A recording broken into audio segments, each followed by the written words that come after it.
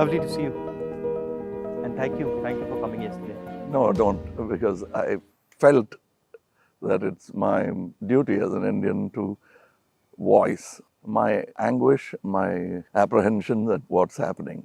And before coming, I was just looking through the pages. There's a big book I have, your grandfather's name. Acha. And I was looking through that, and I know these 2,800 kilometers is nothing. You walk through sweat, tears, and blood, literally. And we have seen history happen from the inner circle. I've watched it from the outer circle.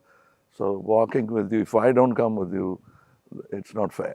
Tamil person, because the view from South India often looks very different. It is. Than the view from North I'm India. sure it is the same from Assam or Meghalaya. The same, exactly. At the capital. We forget history, and we are only agitated by the topical or recent happenings. I talk a lot about Gandhiji now.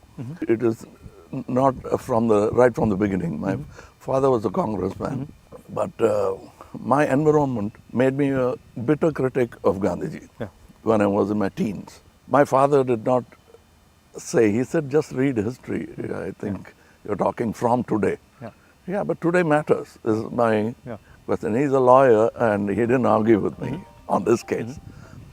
Around 24, 25, I discovered Gandhiji on my own. And over the years, exponentially, I've become a fan. And that's me, to explain myself. To actually correct yourself and say sorry, that's why I made Hey Ram. Right. A film where I played a parallel assassin, Wow. wanting to kill Gandhiji. And as he goes nearer to the person and the truth, he changes. Yeah. But it's too late. Somebody else does the job that he wanted to do, but he had changed his mind. That's the story of Hey Ram. So you came up with the idea? Yes, that is my way of saying sorry to my Bapu. Excellent.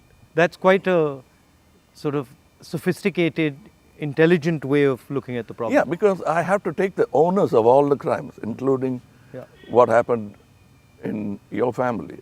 We let it happen. But I think inside what you're saying is hatred is actually blindness and misunderstanding.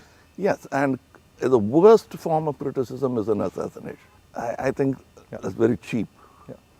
And It's a coward. A coward does that only because he has no other way to fight. But that cannot be the answer. So what's your view then of the violence and the hatred that is being spread in the country? I mean, I view it as a consequence of the fear that is being spread in the country. No, this is actually a synthetic, reproduced, manufactured thing. I don't think so, because go into Kerala, more than Tamil Nadu, you will find amity prevails.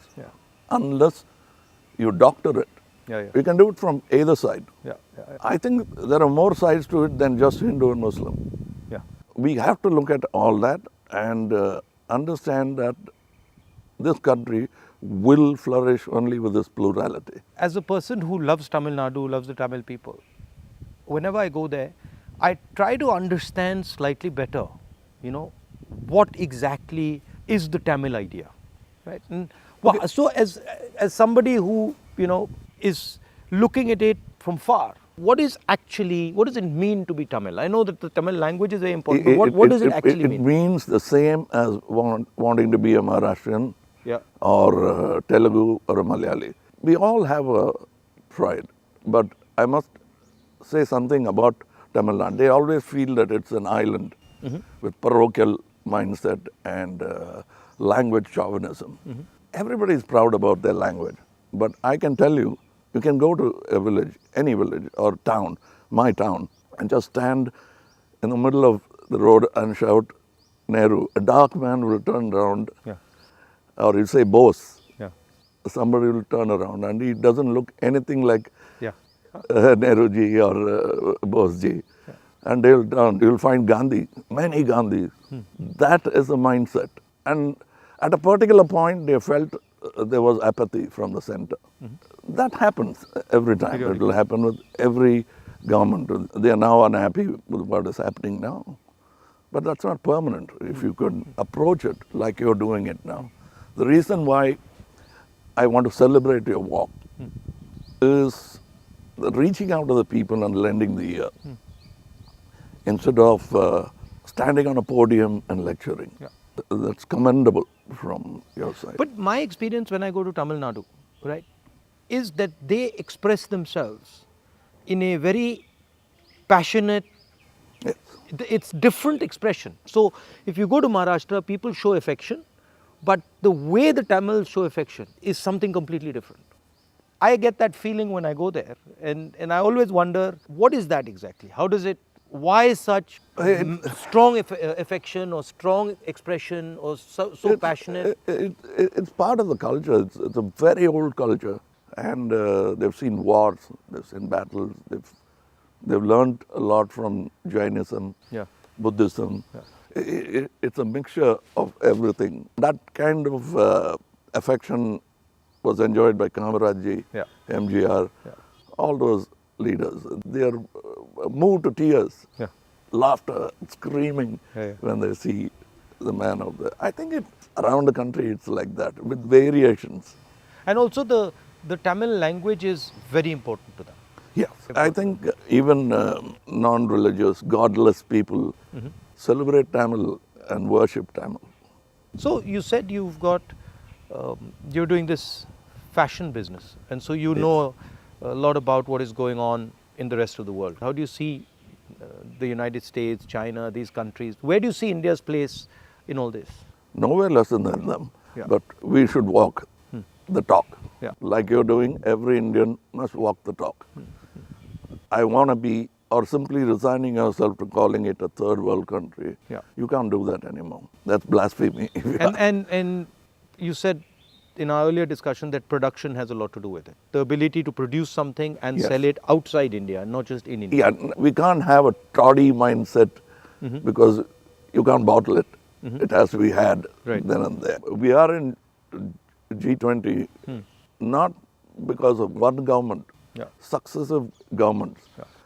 And whatever good they could do, that has accumulated and come to this day. Yeah.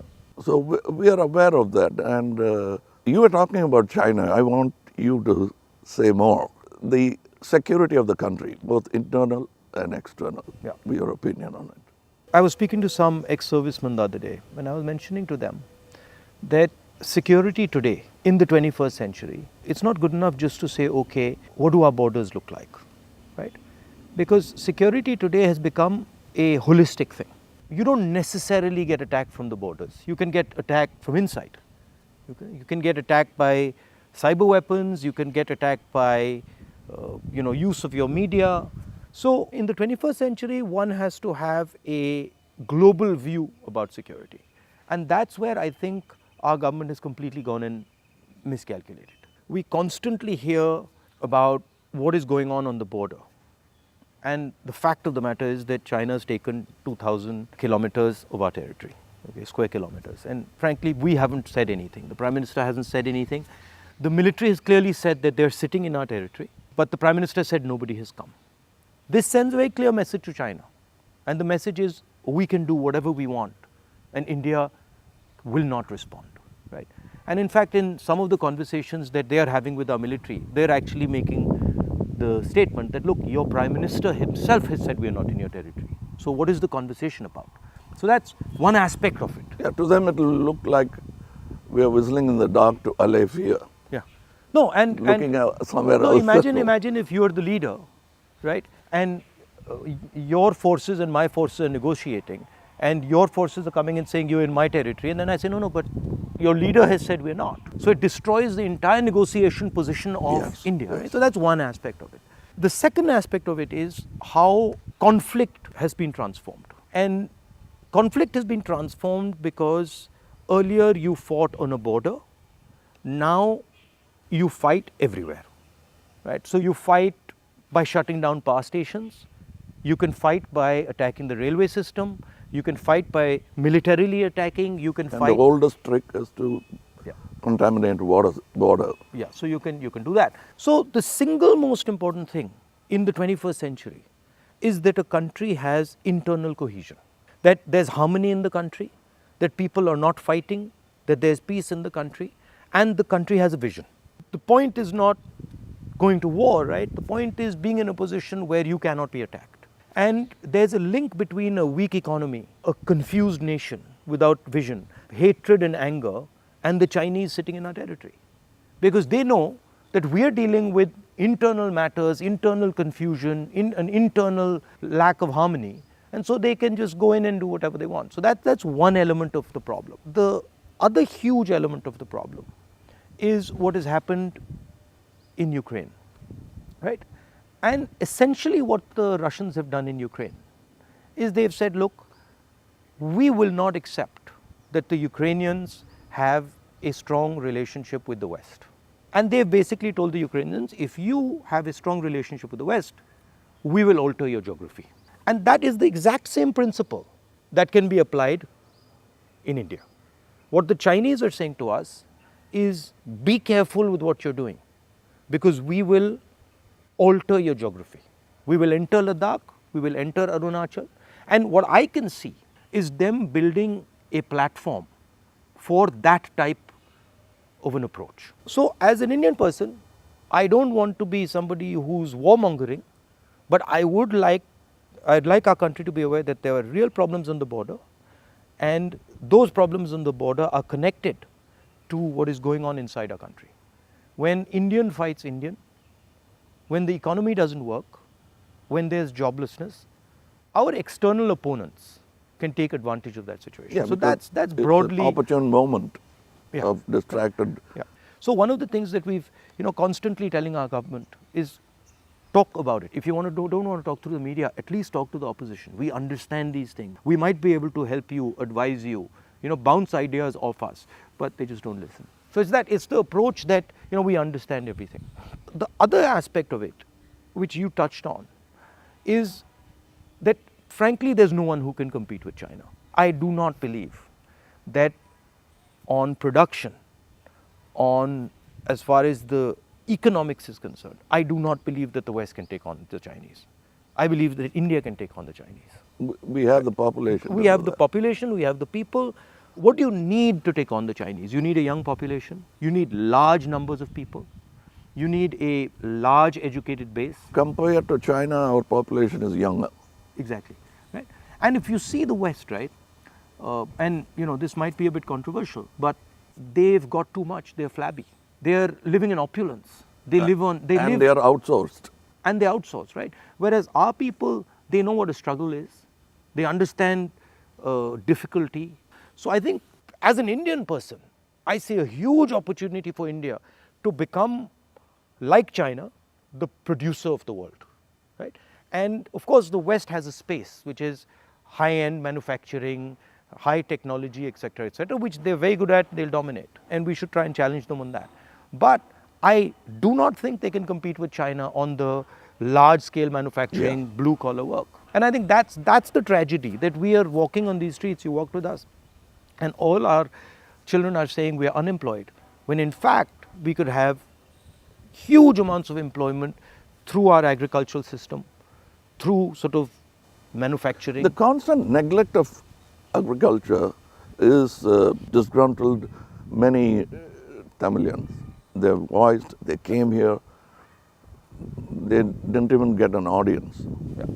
India has skills, and it has skills everywhere, right? I always say that the next Satyagraha is the skill set development for India. Right. Because making thousands of lawyers who won't get a job, thousands of engineers who won't find a job.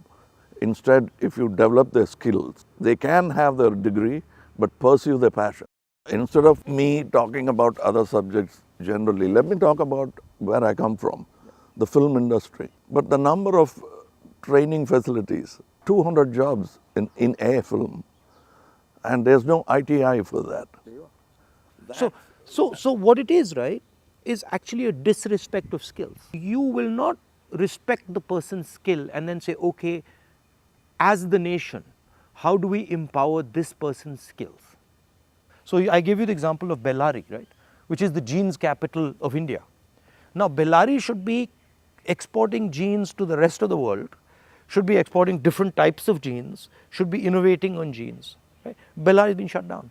because of demonetization and wrongly applied GST. And you've literally taken a hub which could challenge the Chinese across the world in making jeans, and you've destroyed it. It used to have 4.5 lakh people working there, it now has 50,000. Like something like what you're doing with Khadi, right?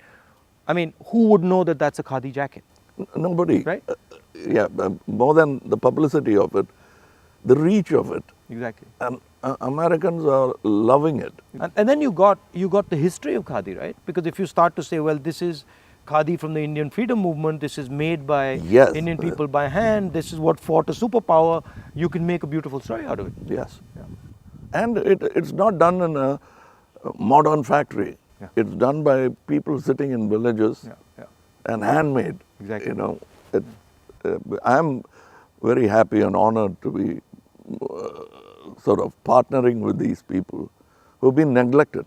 They're almost on the verge of closing down and going back, thanks to GST. So how many people now are working there? We have not started a full-fledged tailoring system because we only have 12 outlets and we can supply with a number of tailors. But the number of weavers are many. Right. They are in Telangana, Karimnagar. We are sourcing it. We are going even to Kutch and other places so that we can bring India together. So that's very nice. It was very nice of you to come, I must say. I with all the situation and the BJP and sort of the ability they have to coerce, I think it's also a brave thing. That's why I think that's why he gave. He came up with that idea of the picture. It's not easy. I'm glad he thinks of me that way, but I still remember the speech by Gandhiji when he said, "Shake the lion's mane," for which he was incarcerated. So we have the strength and ability, but I'm happy that you're meeting people, practicing jujitsu, walking miles and miles and miles. It's nice. And because you're doing exactly what Gandhiji did, to understand the nation before fighting for it. No, it's quite a fantastic experience. I remember walking from Tamil Nadu into Kerala. It's completely different. Yeah. And as you said, it's changed, but then it's the same. So there's huge commonality and then there's huge difference. That's the individuality of it. That's the plurality that we should not lose at all. Yeah. And I think a lot of what we traditionally have is also the artisan, the small and medium person, the little clusters who have huge skill, but they are sort of hidden away, hidden treasures, so to speak. Yeah, I think it's very important that a government in position should bolster like farmers during the Gaja calamity. For them, after some time, party affiliations don't matter. Yeah. The calamity that they're facing is the pain is the most important thing. It doesn't matter. Yeah. And politicians always go and talk about the next election. Yeah. And their trajectory is towards that, and that they don't like. Yeah. They can't tend to take their eyes off it. Yeah. Politicians. I find that. And I get criticized a lot, sometimes where they're like, oh, he's not election centric. I mean, I think, of course, one has to fight elections, one has to be in politics, one has to take them seriously. But there's also another role of people. There's a role of bringing people together, of listening, of being affectionate. That role, I think, is a very important role. What we have done through our party is that simply sort of wipe the dust away from the Gram Sabhas and brought it back into, now it's happening because we are attending and now we want to take it into the towns. I think people should participate in politics, not necessarily electoral politics only. Exactly. But they must have a firm say that politicians will have to understand it's not all about number crunching, that they'll have to answer certain things. And people should also feel that I can vent or complain. I can say something, and politicians should also feel that I can take some punishment. He's shouting at me, okay, no problem. I did something wrong. I go and listen to what he's doing, what he's saying. I think that's, people don't like criticism. I think criticism is a good thing. I think we are a very young democracy still, in spite of 75 years. The reminiscence of the monarchy is still in our mind. Yeah. Now that's a profound thing you've said. It's true. It's still, they want loyalty. And politicians who are in power want to somewhere behave like a king. Because we are not, it's not too far behind in history that we had princely states. 70 years, yeah.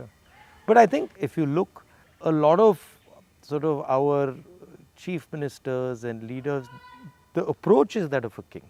You know, you're like unilateral decisions. I will do whatever I want, not taking into account what people feel, not listening. I think there's quite a lot of that. Yeah, and they are offended when you call them a civil servant. Yeah. I'm not a civil servant. Yeah. I'm in position, I'm in power. But that's what we are, ultimately. It should be a position of honor rather than position to usurp. Yeah. The trustee idea of Mahatma Gandhi. Over the time, I'm looking for people who are at least a semblance of that in them, because it's unique. He's a tall international figure. Yeah. And that we realize when he's not there. Well, anyway, I won't keep you. No, I'm keeping you. It's lovely to see you.